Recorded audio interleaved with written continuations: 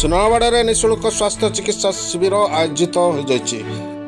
कोरापुट सुनावाड़ा 3 स्थित DP camp स्थित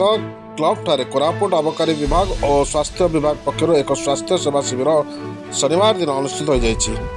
शिविर में निशा द्रव्य तथा अपमिश्रित और विषाक्त मादक द्रव्य विरोध में सचेतनता अभियान करने सह अणसंक्रामक रोग यथा उच्च रक्तचाप मधुमेह कर्कट और अनेक भली प्रकार रोग भली चिकित्सा सह सेमानक औषध बंटन कर कोरापुट मुख्यालय अबकारी उप आयुक्त अधिकारी अरुण कुमार पाड़ी ADM डीसीटीबी doctor Shivsai Swaroop doctor Lakshmi Vishwal inspector Sudhir Kumar Sahu sub inspector Jagbandhu जानी सर्वेश्वर बारिक अंगनवाड़ी कर्मी अन्य माने उपस्थित रही शिविर परिचालन में सहयोग करते। कोरापुट मनोज कुमार मोदली को रिपोर्ट वसुधा मीडिया।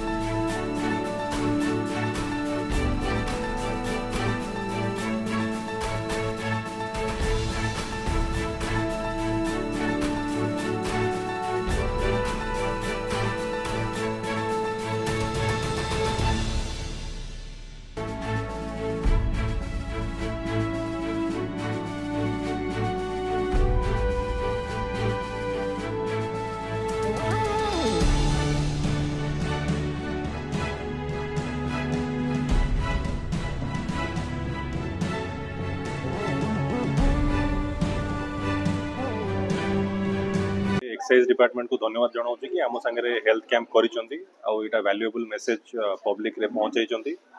निशा नुहे जीवन आउ जो हेल्थ कैंप रे आमे रक्त संक्रमित रोग आउ टीबी रो जख्मा जोड़ा आमे तार स्क्रीनिंग कैंप करिचु हमर एक्साइज डिपार्टमेंट रो कोऑपरेशन अभियान उपकारी डिपार्टमेंट तरफ सारा ओडिशा रे मे 31 जून 26 पर्यंत आम संकल्प निशा नुहे जीवन या नहीं चारिट अभियान चलती विभिन्न प्रकार प्रोग्राम होती सी भर गोटे हेल्थ कैंप विभिन्न जगह हम ओडिशा कोरापुट जिले में बर्तमान डीपी कैंप प्रथम तो आरंभ है डीपी कैंप लोक को सेवा सहित लोक जना पड़ी निशा नुहे जीवन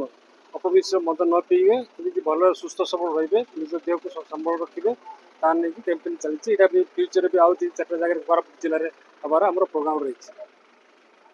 दीटा विभाग मिसिकिना कर कारण कौन यहाँ दीटा विभाग आम प्रकृति अबकारी विभाग कर साहाଯ୍य नौ आम तो हेल्थ करपारूँ साहाଯ୍य नहीं लोक हेल्थ प्रोग्राम करा सरकार सार विभिन्न योजना आसूची